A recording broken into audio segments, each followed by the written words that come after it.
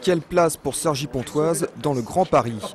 Pour convaincre le préfet de région de parier sur l'agglomération, les élus lui ont vanté ses mérites du haut de la tour EDF.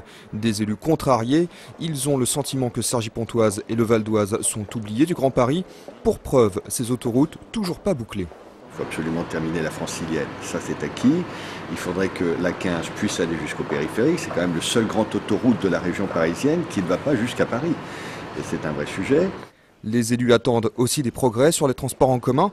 Le président de Cergy-Pontoise a dressé la liste des projets qui permettront de rapprocher son agglomération des autres grands pôles économiques. On aura un bus à haute qualité de service vers Roissy. On aura les deux tangentiels raccordés à Éole, à Achères-Cormier et à Sartrouville.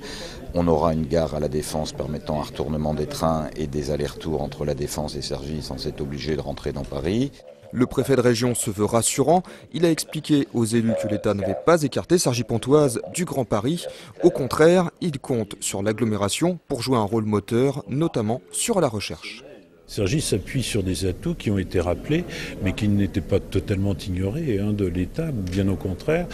S'appuie sur la recherche, l'innovation, l'université.